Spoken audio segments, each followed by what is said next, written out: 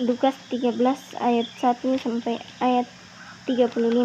Dosa dan penderitaan. Pada waktu itu datanglah kepada Yesus beberapa orang membawa kabar tentang orang-orang Galilea yang darahnya dicampurkan Pilatus dengan darah korban yang mereka persembahkan. Yesus menjawab mereka, "Sang kamu orang-orang Galilea ini lebih besar dosanya daripada dosa semua orang Galilea yang lain, karena mereka mengalami nasab itu. Tidak, kataku kepadamu, tetapi jikalau kamu tidak bertobat, kamu semua akan binasa atas cara demikian. Atau sang kamu ke-18 orang yang mati ditimpa menara dekat Siloam lebih besar kesalahannya daripada kesalahan semua orang lain yang diam di Yerusalem? Tidak, kataku kepadamu, tetapi jikalau kamu tidak bertobat, kamu semua akan binasa atas cara demikian." Perumpamaan tentang pohon ara yang tidak berbuah. Lalu Yesus mengatakan perumpamaan ini. Seorang mempunyai pohon ara yang tumbuh di kebun anggurnya, dan ia datang untuk mencari buah pada pohon itu, tetapi ia tidak menemukannya.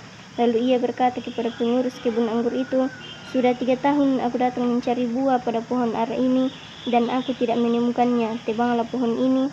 Untuk apa ia hidup di tanah ini dengan percuma?" Jawab orang itu, "Tuan, biarkanlah dia tumbuh tahun ini lagi. Aku akan mencangkul tanah sekelilingnya dan memberi pupuk kepadanya. Mungkin tahun depan ia berbuah. Jika tidak, tebanglah dia."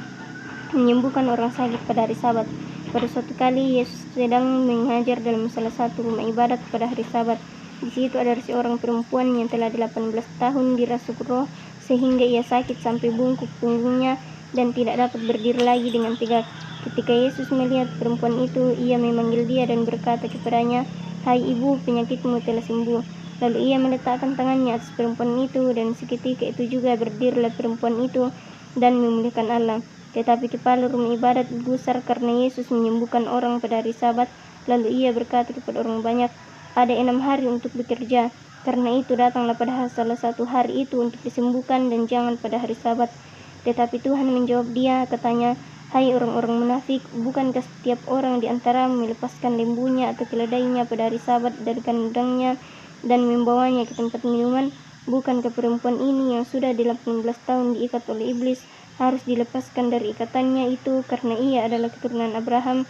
Dan waktu ia berkata demikian, semua lawannya merasa malu dan semua orang banyak bersukacita karena segala perkara yang mulia yang telah dilakukannya. Perumpamaan tentang biji sesawi dan ragi.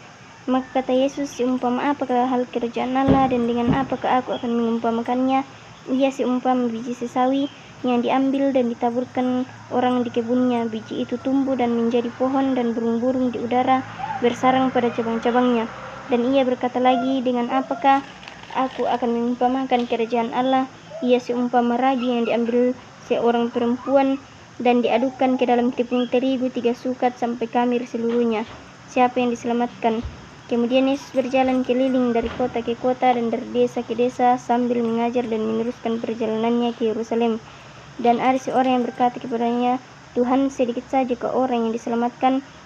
Jawab Yesus kepada orang-orang di situ, "Berjuanglah untuk masuk melalui pintu yang sesak itu, sebab aku berkata kepadamu, banyak orang akan berusaha untuk masuk tetapi tidak akan dapat. Jika tuan rumah telah bangkit dan telah menutup pintu, kamu akan berdiri di luar dan mengetuk-ngetuk pintu sambil berkata, 'Tuan, bukakanlah kami pintu,' dan ia akan menjawab dan berkata kepadamu, 'Aku tidak tahu dari mana kamu datang.' Maka kamu akan berkata, 'Kami telah makan dan minum di hadapanmu, dan engkau telah mengajar di jalan-jalan kota kami.' Tetapi ia akan berkata kepadamu, 'Aku tidak tahu dari mana kamu datang. Enyahlah dari hadapanku, hai kamu sekalian yang melakukan kejahatan.' Di sanalah akan terdapat ratap dan kerta gigi apabila kamu akan melihat Abraham dan Ishak dan Yakub dan semua nabi di dalam kerajaan Allah. Tetapi kamu sendiri dicampakkan keluar. Dan orang akan datang dari timur dan barat dan dari utara dan selatan, dan mereka akan duduk makan di dalam kerajaan Allah. Dan sesungguhnya ada orang yang terakhir yang akan menjadi orang yang terdahulu, dan ada orang yang terdahulu yang akan menjadi orang yang terakhir." Yesus harus mati di Yerusalem dan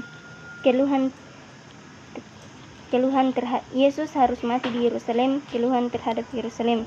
Pada waktu itu datanglah beberapa orang Farisi dan berkata kepada Yesus, "Pergilah, tinggalkanlah tempat ini karena Herodes hendak membunuh engkau." Jawab Yesus kepada mereka, "Pergilah dan katakanlah kepada si serigala itu, Aku mengusir setan dan menyembuhkan orang pada hari ini dan besok, dan pada hari yang ketiga aku akan selesai.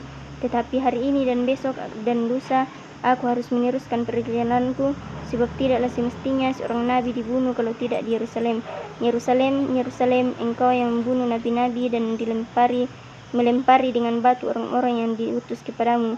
Berkali-kali aku rindu mengumpulkan anak-anakmu sama seperti induk ayam mengumpulkan anak-anaknya di bawah sayapnya, tetapi kamu tidak mau. Sesungguhnya rumahmu ini akan ditinggalkan dan menjadi sunyi.